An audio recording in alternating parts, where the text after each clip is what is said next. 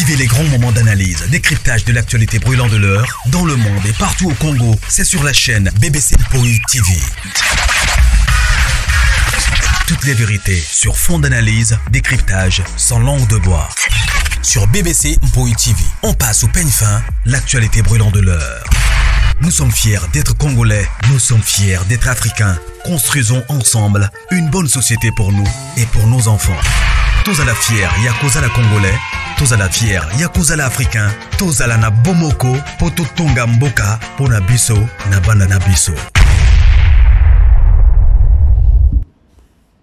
Voilà la grande famille. Bonjour, bonjour, bonjour, bonsoir, bonsoir, bonsoir. Bandeko, eko dépendre ka na air boko yamba vidéo na biso na banda kuna bino na ba poste téléviseur na bino, pourquoi pas na ba téléphone et na ba laptop na bino. Voilà, ezanga wa bino BBC Mpoï TV. Bon dimanche, bonne soirée na bino nyonso et voilà. Bandeko, toyeko sa esu mo analyse moko oyo esali moi pasi. Titre na biso bomoni, photo ya miniature na biso bomoni. Famille Libota, shalom, shalom, shalom. La Chine, on est ensemble. Le péché love toujours. Voilà. Et ça li passe, hein? Et ça li vraiment passe. Voilà, bandeko. Wana eza Maxi Bondoué. Toyebi Maxi Bondoué à Zana Kin. Toyebi Tina a quitté la Kikin. Mais chose grave. Eza akoloba ke non. Toyoka kina nous 2 jours passés na mona ikutu bandeko mo basala ki analyse soit disant bayibi Maxi Mbongo. Ya séjour na ina kini. Et voilà, aujourd'hui, Maxi Moko a sali sortie médiatique. Et sali que non, babwa ki la ki epe malade na makolo nyonso mi bali. Haha, Congo. Mboke lengi. Hey! Succès eza mabe, eh? Succès eza mabe. Boyebi ke to solo la bandeko. Bo aimé bo partager. Eh, eza BBC Mpoï. Ya. Biso to ya hoteleme la ba anti-valeur, to ya hoteleme la ba tomi te mamabe. Le monde méchant. Ngai nazo reconnaître que non. Lorsque pauvre Djani a koufaki, na matanga ya Djani, na ba artiste tout, ya diaspora. Artiste au penza a beta ki kelelo, encore artiste au penza bimisa ki mutu, et puis mbala moko qui végétarien et l'amour qui sous c'était Maxi Bondoué. Je crois que la chaîne nanga na saki ba analyser belé sur Maxi. O ba mamé belé ba sepela ki na Maxi. Façon na d'être na matanga ya Djani. Le cœur de l'homme, le cœur de l'homme. Batu ba mona ki to sali ba analyse. Oh Maxi, ba maman ba oh Maxi, Maxi, Maxi, Maxi, Maxi. Et sous capé wana te Maxi a kitipe na aéroport a boy koke kotika biloko pa na ye ou na place a oke vanda straight pa ba Djani. Nyonso ane bana ko sala bande ko mususu keto. Le monde est méchant. Hein? Le monde est méchant. Ata to bito vivre ya kobatama. Oko vivre ya kobatama ndenge nini parce que muto a toujours na besoin ya muto. Moi, je savais que non Maxi a kokuta na ba situation oyo. Mais na bando banzambe batelaye parce que eloko Maxi a sali pona Djani et surtout na ndoto wana bimisaki wana oya yaki koloba après kokunda Djani. Tu vas sentir que comme donc na oyeba te. Batuni Maxi balobi, est-ce que vous ezaki vraiment convaincu ya que non o kitape oya na matanga. Maxi alobi ezaki question na za la convaincu te. Nzambe déjà zaki sa préparer kiango. Moi je me rappelle na sali examen ou encore na raisonner na ndoto na ye azaki na ndoto ya lotaki ya Djani tango abimela ki ata ndenge ayaki ko belela epa mama Denise po basa nini basunga artiste ebembe zonga na kini azaki na documentaire azaki na banini na bino kuna bobenga soki na ba préfecture soki na banini azaki na documentaire donc asali ba course nyonso donc ami kotisi na makambo ya Djani nyonso bandaki kosala zaki na document te document na ezaki na préfecture toyokaki biso nyonso ndoto oyo alobaki Jani ayaki abimelaki soki kobimela ayaki kolotisa ye tala boye na ndenge ayebisi Jani ngai non naza ya kolemba oh prends courage et tout bandeko esali pasi ngai nayoki motema nayoki pasi yango ozomona lelo ata na baeglise bato baza na badon na bango don ezokoma éteint à partir à entourage ou encore à partir à bateau boza na bango na église baoka motema pasi motema ya keto wana bandeko to reconnaîtra ka ba capacité ya bato to reconnaîtra ka ba don ya bato tozo kende wapi na mokili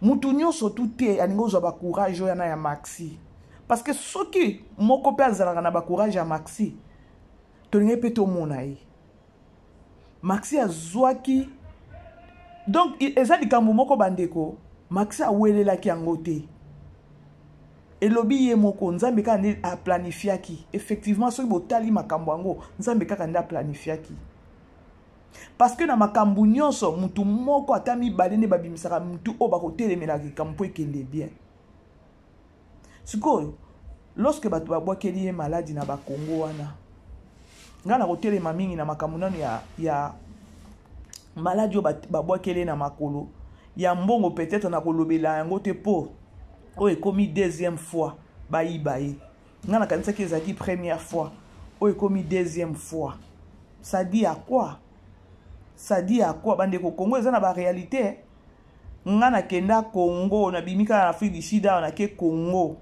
na mariage ya petite sœur na nga bandeko nasi na memi saki bien $400 c'est $400 je crois $400 et elimwa ngai elimwa bandeko nazwa vertige $400 elimwa nga na zandu kuna $400 elimwa saki na fongoli te eloko moko te membongo ejate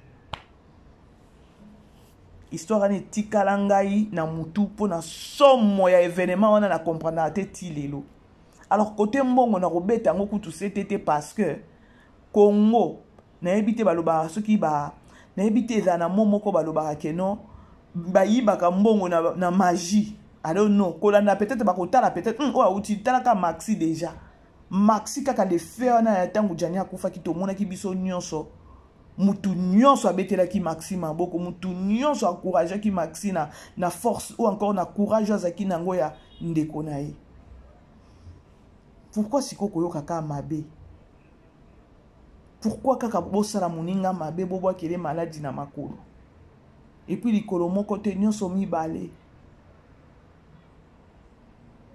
et ça li passe kobota ma africain eza passe nyonso neza ba signe Afrique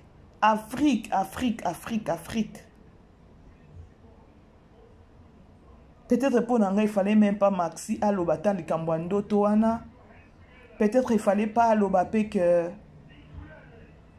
fondation ce qui fondation nini wana ezuye lokola ambassadrice il fallait pas pe sa position wana alors nazo yebaka te parce qu'à partir déjà ya poto ye moko azoloba alobi nzambe pas sala kisaki bandeko vous savez nzambe ce que ya nzambe nzamba kotiko aveugle te lobo zala distrait Maxime nenga zana yebi bato basali ye mabe na maloba na ye alobi ba comédie beze misusu ba sepela kite na les devant na zoaki to mona ki bato ebele ba artiste misusu a comédien bato misusu ba bana osala analyse awa ya koloba Maxime azola kisa nini bato misusu ti basali ba analyse akoloba Maxime azolela bongo c'est comme si Jani atiki na zemi abana ko bimana Jani kolela ya bongo pona nini to mona ki yango awa mitema mabe ya biso ba congolais to mona ki yango sur internet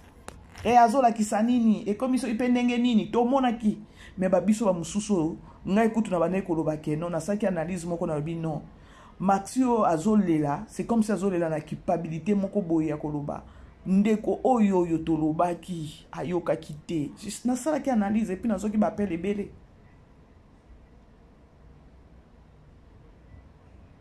mais bobo keli moninga maladi bolingi bo freiner na Congo pona nini asali nini yango malonga azui à part ba risque oye moko ami kotisi ya koloba ke non na sunga na kende kotika ndeko na ngai na mona pe place ba kokunda ye oye moko alobaka abande koloba mobali ya nanga ya ba théâtre siko loko bino bokendaka na ba matanga bozalaka bozaba hypocrite moko boye bolingaka na ebite comment est-ce que na oki koloba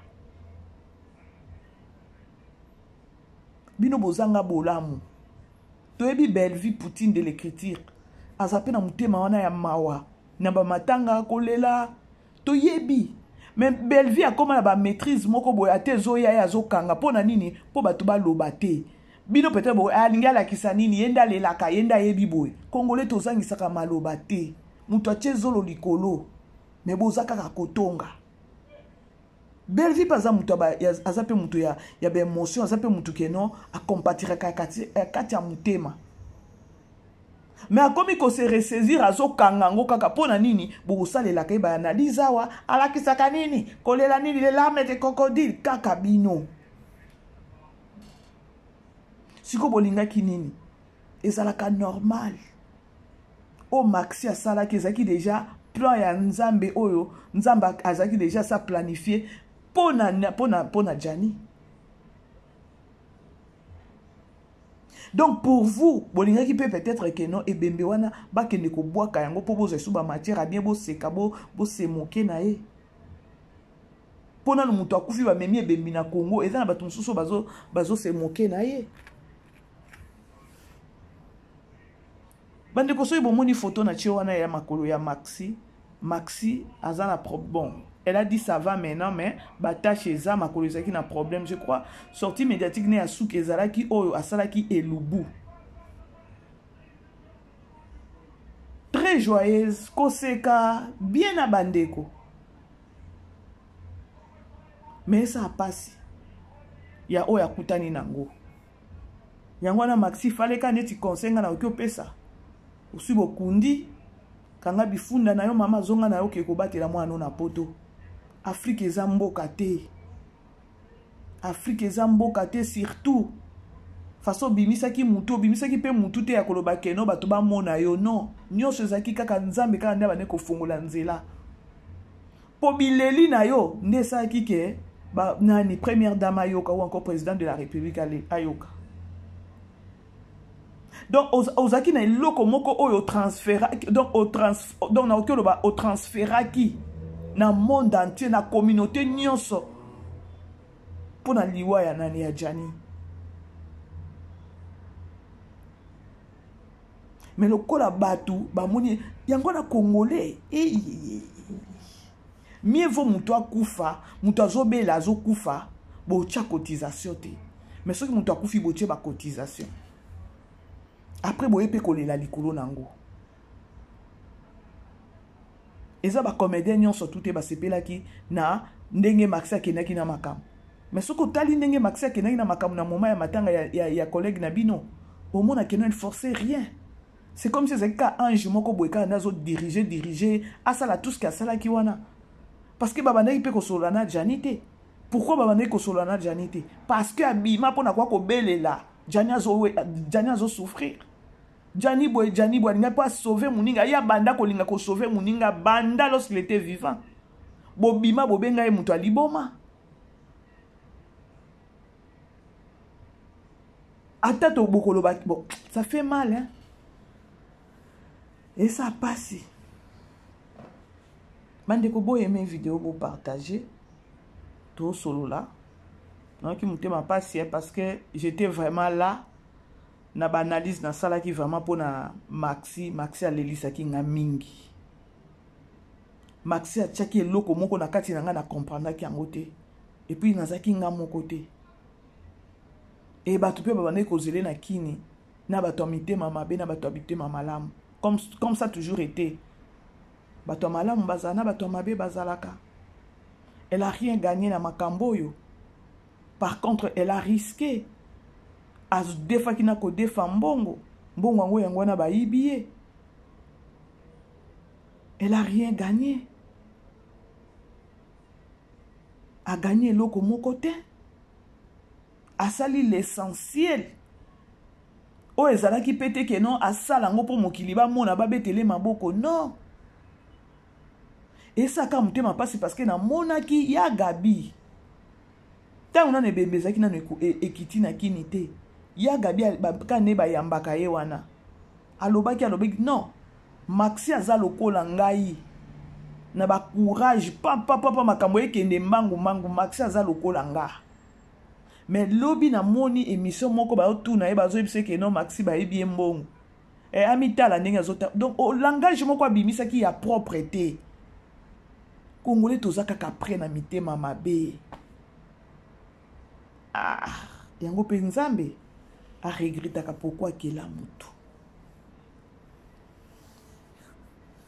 Nzambe pas regretta ka pourquoi kela mutu. Asali nini? A gagné nini? Par contre, elle a risqué 8000 km à Kiti, pas à Tiki Mwana nae. Kotika Mwana ndenge Tiki a déjà danger. Alors le quoi congolais africain, Tikali africain, et alinga la kisanini. Pas maladie na makolo.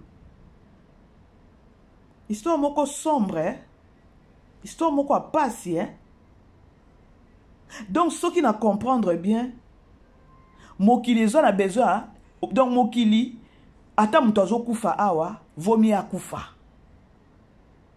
Ils a passé. Ils a vraiment passé. Mais boye barake non.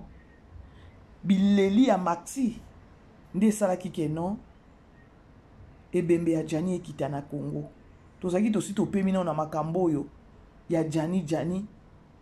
Mais tala lisusu yango isusu ba miniature bandi isusu. Ils a passé bandi. Donc qui passe moko na comprendre en côté.